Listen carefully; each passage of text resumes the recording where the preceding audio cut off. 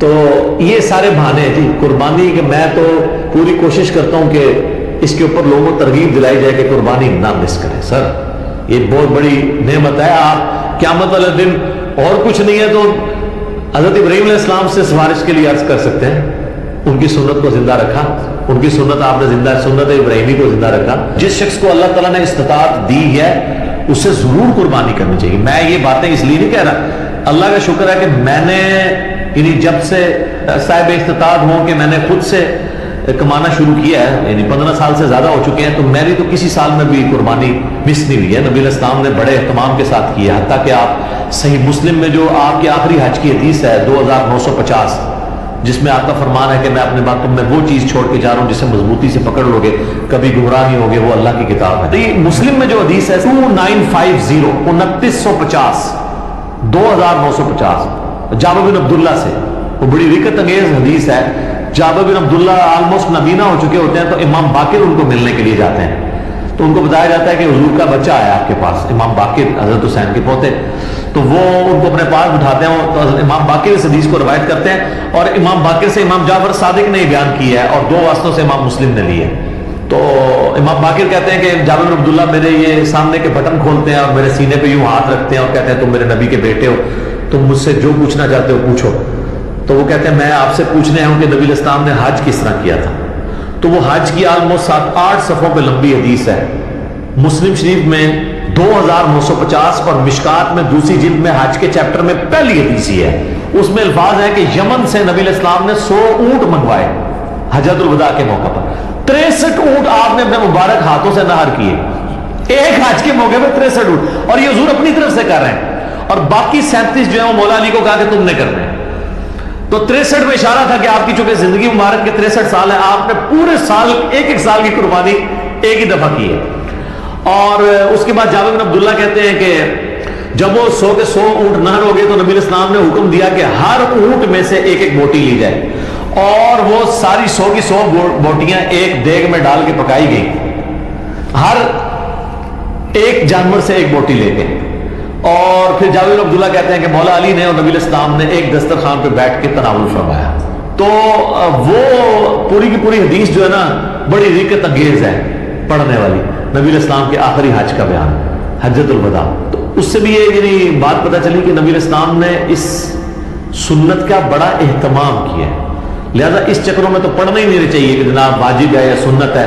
بھائی سنت ہے کریں تو یہ سنت ہی ہے، واجب نہیں ہے، لیکن سنت مؤکدہ ہے، سنت دائمہ متواتر اور مسلسل بھی ہے. تو وہ صاحب استطاعت ہے ضرور کریں. جہاں آپ اتنے اور خرچے کرتے ہیں تو قربانی کیوں نہ کریں. اگر کوئی شخص آلریڈی مقروض ہے تو کیا وہ قربانی دینے کے لیے قرضہ اٹھا سکتا ہے یا قربانی نہ دے؟ قربانی کیوں نہ دے جی. کروڑ پتی لوگ بھی مقروض ہیں. یہ بڑے بڑے فیکٹریوں کے مالکوں سے آپ پوچھیں، انہوں نے کروڑوں میں قرضے اٹھائے ہوئے ہیں. وہ اکویٹی تو ان کی 40% ہے، 60% تو ڈیٹ انہوں نے بینکوں سے اٹھایا ہوا ہے. وہ تو سب سے پہلے تو ان کی قربانی ساقط ہو جائے گی. یہ قرضہ جو ہے یہ عارضی قرضہ ہے. یہ اس قرضے کو وہ قرضہ نہیں کہا جاتا کہ جس کی بنیاد پہ قرضہ یہ ہے کہ ایک بندہ قرضے کے تلے اس طرح دب گیا کہ اس کی دو وقت کی روٹی محال ہو گئی ہے اور وہ روکھی سوکھی کھا کے گزارت کر رہا ہے، اس کو مقروض کہا جاتا ہے. کروڑ پتی لوگوں کو مقروض نہیں کہا جاتا. تو وہ اس طرح نہیں ہے. قرضہ اٹھا کے آپ کریں.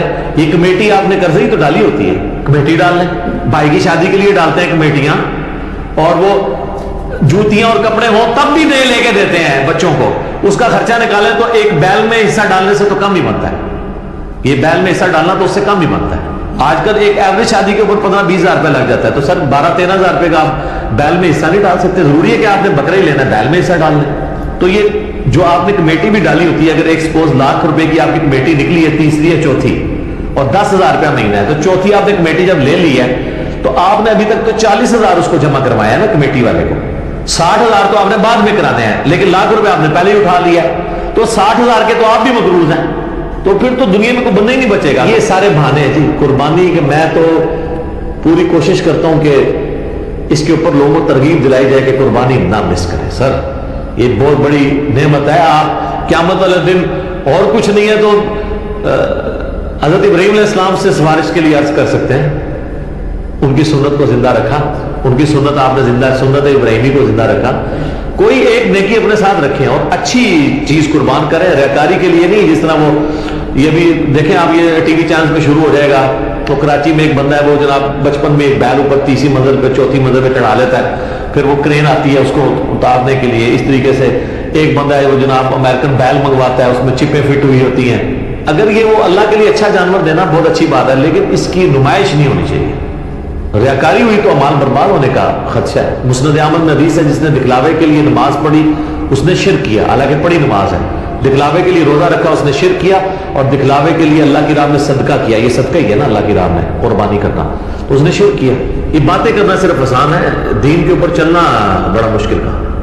تو جناب قرضہ اٹھانا پڑتا ہے تو کوئی مسئلہ نہیں، قرضہ کیا آپ کو سب مر چلے ہیں، قرضہ اٹھا کمیٹی ڈال لیں، کلیم کریں قربانی کے لیے۔ اگر آپ نے ہر مہینے میں بھی 1000 روپے علیحدہ کیا ہو نا، سال بعد 12,000 روپے بن جاتا ہے، آپ ایک حصہ ڈال ہی سکتے ہیں۔ تو اس کو جس طرح باقی خرچے رکھے ہوئے ہیں نا، بچوں کی فیس، بچوں کی فیسیں آج کل 2000 سے تو سٹارٹ ہو رہی ہے ایک عام نارمل اسکول کے اندر، تو 24,000 روپے تو آپ بچوں کی فیس بھی سال کی دے رہے ہیں، تو سال میں 1000 روپے علیحدہ کر کے آپ اللہ کی راہ میں قربانی نہیں کر سکتے، کرنی چاہیے۔ ایون قرضہ بھی اٹھانا پڑتا ہے، ضرور اٹھائیں، کریں، کیونکہ یہ قرضہ ایسا نہیں ہے کہ جو آپ کی گردن کو دبوچ لے گا، آپ آسانی سے اتار لیں گے۔ 12-13,000 روپے کیا چیز ہے؟